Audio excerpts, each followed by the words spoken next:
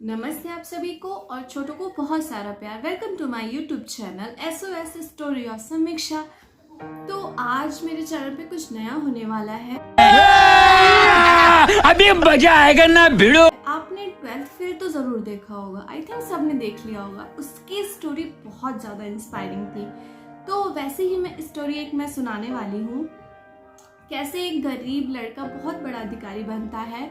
तो इसके main lead है मेरे पापा। हाँ, उन्होंने बहुत मेहनत करके आज वो डिस्ट्रिक्ट जज हैं। तो उन्हीं की स्टोरी आज मैं आपको सुनाने वाली हूँ। आइए फिर स्टार्ट करते हैं। उत्तर प्रदेश के एक छोटे से जिले प्रतापगढ़ के एक छोटे से गांव गोपालपुर में मेरे पापा का जन्म हुआ था 2 अगस्त 1964 को। मेरे पापा अपने माता पिता यानी कि मेरे दादा दादी और 3 बहनों और एक भाई के साथ रहते थे। और मेरे दादाजी के भी 5 भाई और 4 बहनें थीं। पापा कहते हैं कि जब मतलब समझ में आया उन्हें चीज़ें कि वो थोड़े बड़े हो गए हैं, चीज़ें समझने लगे हैं, उस टाइम से ही उन्होंने गरीबी देखनी शुरू कर दी थी। क्योंकि जब बताते कि 10th क्लास तक वो बिना चप्पल के स्कूल जाते थे। एक पट्टेदार पैंट था हाफ वो, और एक शर्ट पहन के रोज उन्हें स्कूल जाना रहता था। मेरे दादाजी के 5 भाई जो थे वो मेरे दादाजी के पिताजी के मतलब सेकंड वाइफ के बच्चे थे। तो पिताजी घर में सबसे बड़े थे और मेरे पिताजी दादाजी मेरे घर में सबसे बड़े थे। तो दादाजी के जो पिताजी थे वो बहुत वृद्ध मतलब बहुत बीमार रहते थे, तो बूढ़े भी हो चुके थे। तो सारी जिम्मेदारी मेरे दादाजी पे आ गई। तो उन्होंने मेरे मतलब पापा को, अपने बच्चों को और अपने भाइयों को भी बहुत अच्छे से संभाला। वो बहुत ज़्यादा मेहनती थे, किसी के सामने मेरे दादाजी हाथ नहीं फैलाते थे, चाहे जितनी भी गरीबी हो। और उनकी मूंछें, छोटी छोटी आँखें, दमदार साहस उनको अलग ही पहचान देती थी। उनकी आवाज़ भी बहुत कड़क थी, बहुत अच्छी थी। तो शुरुआत होती है कि दादाजी सुबह उठते थे, हमेशा सूर्योदय से पहले उठ जाते थे और उनका स्नान ध्यान सब हो जाता था। और उस टाइम जब तक मेरे दादाजी स्नान और ध्यान कर रहे हैं, मेरे पापा और बुआ लोग सब लोग मिलके घर का सारा काम ख़त्म कर लेते थे। झाड़ू लगाना, गोबर वोबर उठाना, जो भी उस टाइम काम होता रहा था वो सब कर लिया करते थे और फिर बस ख़त्म। फिर उसके बाद उस टाइम पे कच्चा घर हुआ करता था और उस कच्चे घर में सब लोग इकट्ठा रहा करते थे। अब बताते हैं जैसे जो भी बड़ा कह दिया उस टाइम तो यही होता था कि नहीं यही करना है, पत्थर की लकीर हो गई है।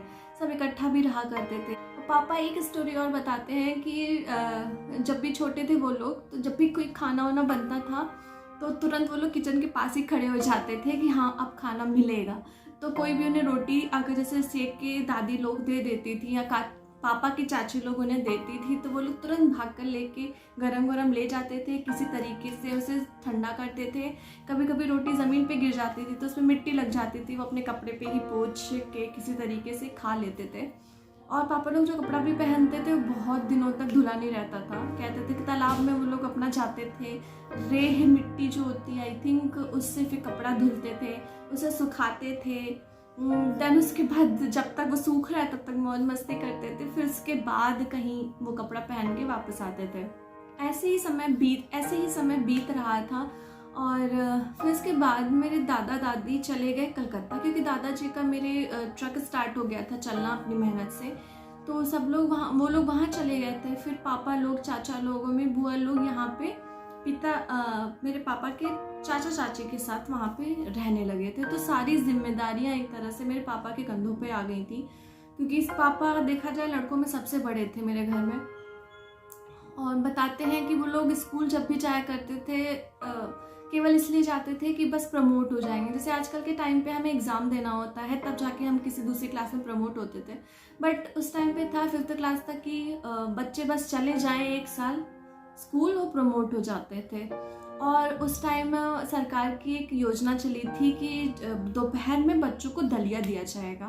तो इस चक्कर में पापा लोग अपने बैग में, स्कूल बैग में बुक्स भले ना रखें, बुक्स भूल जाए रखना, बट एक कटोरा, एक चम्मच तो शायद उस टाइम नहीं होता था उतना, तो एक कटोरा रखना बिल्कुल भी नहीं भूलते थे कि जाएंगे दोपहर में उन्हें दलिया वलिया खाने को मिलेगा, एक वक्त का खाना भरपेट मिल जाएगा। तो इस चक्कर में कटोरा ज़रूर रखा जाता था उनके बैग में। वो लोग भूल के भी नहीं भूलते थे। और उस टाइम शायद तख्ती चलती थी, पहले के ज़माने के लोग जानते होंगे, तख्ती, गुद्धी, आज जो शायद हम लोग चौक बोलते हैं, तो उस टाइम गुद्धी टाइप में बड़े बड़े ईंटे के टाइप में होता है, वो चलता था, तो पापा लोग उससे लिखते थे। बस ऐसे समय बीत रहा था, सारी कठिनाइयाँ चल ही रही थी। तो अब आता है समय, वो लोग शहर पहुंच जाते हैं और पापा का इंटर शुरू हो जाता है। इंटर शुरू तो हो गया, पर स्कूल में क्या चल रहा है क्या नहीं ये नहीं पता। बस उन्हें इतना पता था कि एक टीचर उन्हें अर्थशास्त्र पढ़ा रहा है, यानी कि इकोनॉमिक पढ़ा रहा है, और एक टीचर बहुत स्ट्रिक्ट है। बस यही कुछ चीज़ें याद है उन्हें। और इतना ध्यान वो लोग पढ़ाई पे उस टाइम देते नहीं थे, क्योंकि घर की इतनी ज़्यादा जिम्मेदारी थी कि पापा को खेती भी करना रहता था, साफ सफाई, मतलब घर के मोस्टली बाहर के जितने काम रहते थे पापा चाचा लोग को ही करना रहता था। तो पापा की इतनी रुचि भी नहीं थी पढ़ाई में, कि कोई ध्यान देने वाला ही नहीं था कि बच्चे पढ़ लें लिख लें। आजकल के माँ बाप तो इतने जागरूक हो चुके हैं कि नहीं बेटा पढ़ो, भले घर का काम मत करो पर पढ़ो। उस टाइम पे इतना नहीं था, क्योंकि मेरे दादाजी स्ट्रिक्ट थे पढ़ाई को लेके कि नहीं उठ के बैठो पढ़ो। बट दादाजी के जाने के बाद उतना कोई था नहीं देखने ताकने के लिए। हाँ, तो ऐसे ज़िंदगी बीत रही थी। तो इंटर में क्या हुआ, पापा फेल हो गए, 12th फेल की तरह वो भी इंटर में फेल हो गए। फिर जब उन्हें समझ में आया कि नहीं अब थोड़ा मेहनत करनी पड़ेगी, कब पढ़ लेता हूँ क्योंकि इंटर तो निकालना है, इसी बीच पापा के मन में ख्याल आया कि मुझे चला जाना चाहिए मुंबई। और उस टाइम बॉम्बे, मतलब ये उनके मन में ख्याल इस वजह से आया कि घर की कंडीशन इतनी ख़राब थी कि उनके भाई बहनों पे कोई भी ध्यान नहीं दिया जाता था, मतलब खाने को भी नहीं मिलता था। पापा बताते थे कि जैसे जो चावल है उसमें पानी मिला के, नमक मिला के, दे के, घोल के, बना के दे दिया जाता था। और अगर आपने गरम गरम खा लिया तो खा सकते हो, बट अगर ठंडा हो गया तो उसे खाना बहुत मुश्किल था। वो गले में जैसे चूना काटता है वैसे काटता था। तो ये सब देख के पापा इतने दुखी थे कि वो सोचे कि मैं मुंबई चला जाता हूँ, वहाँ जाके काम करता हूँ और शायद कुछ पैसे मिले जिससे मेरे भाई बहनों का भी कुछ ध्यान हो सके, मैं भी कुछ कर सकूँ।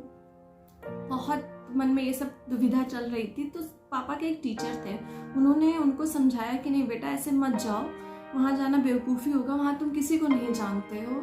तो पापा बोले ठीक है, उनकी बात मान के फिर पापा वहाँ मुंबई जाना कैंसिल कर देते हैं। फिर ये होता है, इंटर किसी तरीके से पास होता है और पापा पहुँच जाते हैं अपना ग्रेजुएशन करने के लिए इलाहाबाद यूनिवर्सिटी। यहाँ पे भी एक किस्सा होता है कि मेरे दादाजी ने, एक अंकल है राम नरेश पांडे अंकल, पता नहीं मुझे नाम लेना चाहिए कि नहीं लेना चाहिए, बट उन्होंने, मेरे दादाजी ने अंकल को पापा की जिम्मेदारी दे दी कि इसे इलाहाबाद यूनिवर्सिटी एडमिशन कराने के लिए लेते जाओ। फिर क्या हुआ, राम नरेश अंकल ले तो गए उन्हें स्टेशन के लिए कि चलो मैं ट्रेन में छोड़ देता हूँ, बट ट्रेन में पापा को बिठाया, बहुत सारा समझाया कि बेटा अब तुम बड़े हो गए हो, अब अपने ऊपर पैरों पे खड़े हो जाओ, सारी जिम्मेदारियाँ तुम्हें ले लेनी चाहिए, जो भी बड़े समझाते हैं वो चीज़ें समझाई और पापा को अकेले ट्रेन में बिठा के भेज दिया। पर पापा उस टाइम बहुत बड़े तो नहीं थे, इंटर पास किए हुए थे और पहली बार ऐसा था कि वो कोई किसी बड़े शहर में जा रहे थे। पापा के लिए तो बहुत बड़ा शहर था, क्योंकि गांव से कभी पापा निकले नहीं थे। हाँ, सोचा ज़रूर था कि वो मुंबई जाएंगे, बट कभी निकले नहीं थे। तो ये चीज़ें उनके लिए बहुत ज़्यादा ये थी कि ये बहुत पहली बार है, मैं कैसे जाऊँगा कैसे करूँगा, बट किसी तरीके से मैनेज करके पापा पहुँच गए इलाहाबाद यानी कि आजकल के टाइम का प्रयागराज। तो वहाँ पे मेरे चचेरे मामा श्री श्रीनाथ सिंह वो वहीं पे रहते थे, वो भी तैयारी कर रहे थे जुडिशरी के। वो इस टाइम रिटायर्ड हो चुके हैं, वो अपर जिला जज रह चुके हैं। तो वो वहाँ पे पहुँच गए, उन्हें पता था कि मामा वहाँ पे हैं, तो पापा भी वहाँ चले गए उन्हीं के साथ रहने के लिए धर्मशाला में। उस टाइम धर्मशाला बहुत चलता था, सस्ता भी होता था और सब लोग वहाँ पे अफोर्ड भी कर सकते थे, पापा जैसे जो बहुत गरीब हैं। फिर उसके बाद किसी तरीके से उन्होंने इलाहाबाद यूनिवर्सिटी में एडमिशन लिया। बस आगे की कहानी मैं आपको नेक्स्ट पार्ट में बताऊंगी, वरना बताते बताते बहुत लंबा हो जाएगा। यूनिवर्सिटी में एडमिशन लेने के बाद पापा के साथ क्या हुआ क्या नहीं हुआ, वो कैसे आज जज बने और क्या क्या बीच में घटनाएं हुई। बीच में एक लव स्टोरी भी है, हाँ मेरे मम्मी पापा की लव मैरिज है, तो उसकी स्टोरी भी मैं आपको बताऊंगी। तब तक के लिए आप वीडियो एंजॉय कीजिए, और कोई भी सजेशन देना हो और आपको ये पार्ट कैसा लगा आप मुझे ज़रूर बताइएगा कमेंट बॉक्स में। लाइक ज़रूर कर दीजिएगा, सब्सक्राइब ज़रूर कर दीजिएगा और शेयर भी ज़रूर कीजिएगा, और नेक्स्ट पार्ट जल्दी ही आएगा। Okay, tata bye bye.